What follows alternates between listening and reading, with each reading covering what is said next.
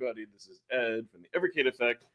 And today we're going to play a little catch-up. We're going to talk about this dual cart in the Metal Dragon Life on Mars that we got like at the end of last year. I know I'm a little bit behind, but this is the last one that I have to catch up on. And actually does come with some cool goodies and a poster. But normally in previous videos, I'd go through all the unboxing and all that. But I think enough other people have done this online to where you can see it. We're going to dive into the game. And let me give my usual disclaimer, because in the last video, I kind of forgot to do that. And I think some people took things a little bit too seriously. So just keep in mind, these are my personal thoughts or opinions. Whatever I say about games, it doesn't mean that they're bad games. It might not be games for me, but I'm not going to take away that enjoyment from you. If this is your favorite game or you like it, keep in mind, I will not take that away from you. I would feel really bad if I did that from anybody. These are just to give my thoughts and opinions for those who have similar interests and want to know, should they get the cart, should they not get the cart? Maybe you can relate and be like, yeah, I like it or don't like it. And some of this is Genejoke's fault too, which we'll get to and all that. So yeah, we're going to talk about this. I have played this for a little bit on stream. So it'll be like my second impressions, kind of first, second impressions. And we're going to go ahead and talk about it. So yeah, let's go ahead and fire up the VS and we'll get started. And we are here. So let's talk about Life on Mars. This game is actually pretty cool. Just full disclosure, I haven't been in the mood to play Metroidvanias in a while, unless they're like roguelike Metroidvanias. They're just kind of really time consuming and whatnot. So here's a save state where I'm at. Make sure my volume is up. And you can see like your energy goes down, and graphically, like this game is like really, really good. Like I like it. If you like, it's one of those things. If you like Metroidvanias, if you liked Good Boy Galaxy, you're gonna love this game. I really don't find any flaws in it, except I just haven't been in the mood to kind of do like a time commitment. But that's more of a that's more of a me issue. But yeah, it's pretty neat. You can go through, you kill things, you get power ups. Sub item, I think. Yeah. So B, I have a sub item, and then there's a little bit of a story kind of involved in it here.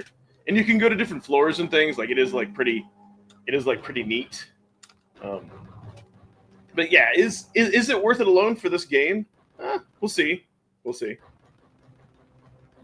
But if you are getting this now in January, before the price of the carts go up, for $20 for one game, you be the judge and see if that's worth it. I do think if you're looking for like a good Metroidvania like type of game, this will definitely scratch that itch. The controls are solid.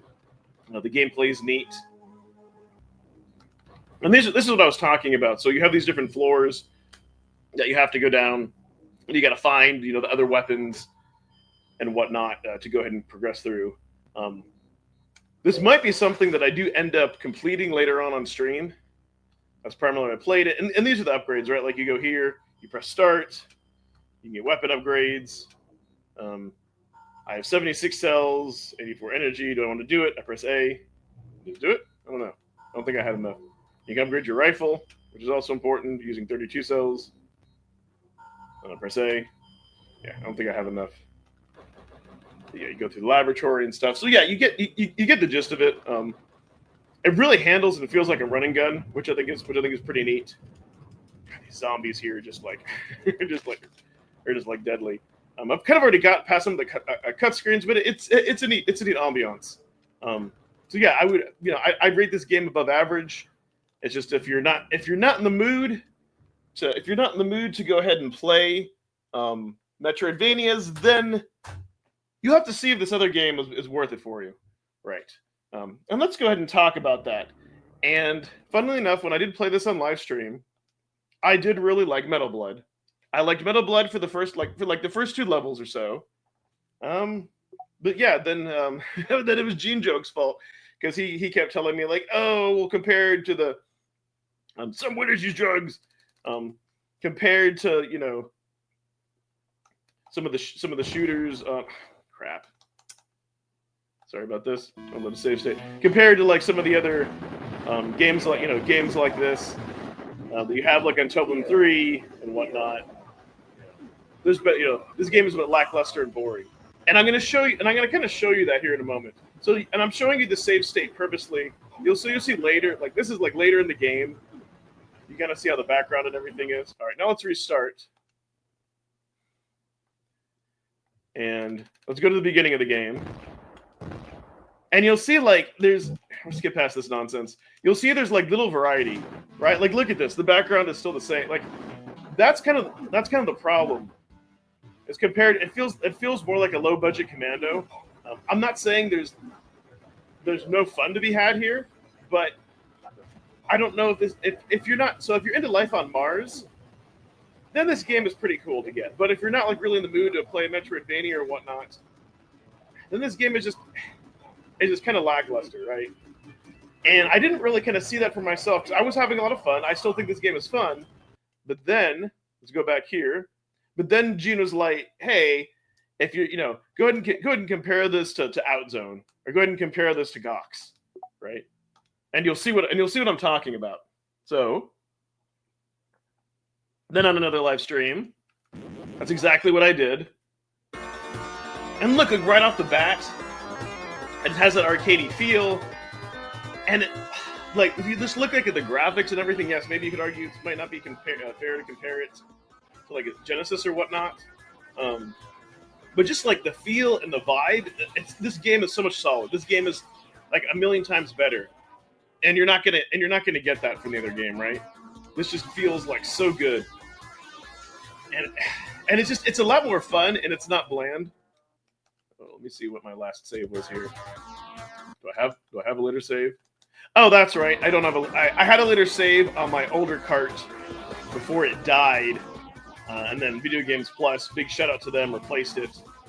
And this cart's been, this has been like 2 weeks now. This cart's been working great since. As you can see, it's a little difficult for me to focus and play here, but you get the idea, right? But it's not just that. It's not just Outzone. We'll load into, I think you say it, Gox. We'll load into Gox. Oh wait. No, I'm so sorry. I'm getting my games totally confused there. Serious brain farts. Apology for that. I meant Fix 8. There we go. Jesus. I had beaten these games like over like a month ago. There we go. So, yeah, like look at all these characters you can just like select from, right? Like that in itself.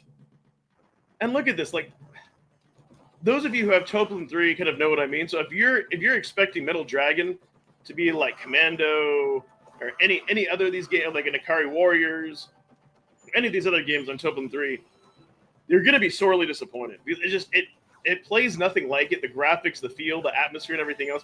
It really does feel like a cheap knockoff version of this. I mean, you can just like see like how much better the levels are, the textures, the colors, and like the Sega Genesis is very capable, or Mega Drive, sorry, is very capable of doing that type of thing. And like these games are just, I don't know, instantly more fun. I mean, yeah, you have like a life meter and all that, but that doesn't really make up for it. This game is just superior in every single way. So yeah, it's just Metal Dragon feels really like an inferior port of any like awesome like overhead shooter. There is some fun to be had, but it's not as enjoyable. Life on Mars is really great. But yeah, it's like, with Evercade, you just have to ask yourself, do I want this on physical, or would I be maybe better off just like buying the ROM or getting it off Steam, whatever? Those are your decisions. I think for $20 though, it is worth it enough if you want to have a physical copy. It's worth it enough for Life on Mars if you want to get into like a really good Metroidvania, and then you want like kind of like another game to kind of play into and just shoot some things up and have some fun. Maybe not necessarily recommended to bring on a road trip, but yeah. Overall, do I think it's weak compared to the dual carts we had last year? Definitely. It's definitely weak. I really think Life on Mars needed a stronger game, especially when we got like Toplin 3 and 4 this year, and we kind of got those like similar type of overhead, like shoot 'em up, running, whatever you want to call them, or some people may call them running guns. It's all good. It's like that similar type of game, but I feel like on this dual cart, it's like the inferior game. So again, that's just my opinion. After kind of like when Gene said that, and then after I got through a few levels, it really just started to feel repetitive, which is kind of funny because in the beginning I was like, dude, no, it's not. This is awesome. And so I did have fun, but then after a while, you'll see it does get really, really repetitive. Go back to Toplin 3 and play those 2 games, and you'll see like how much better they are. Even now, I'm having a lot more fun just jumping into those games, even though I beat them. So yeah, let me know what you think below. Is this a cart that you ended up getting? Is this one that you end up passing on? Do you think it holds up to the quality the Blaze has delivered for the dual carts, or do you think it's lacking? Let me know in the comments below. I'm going to thank my channel members. Thank you so much, everyone, and bye-bye.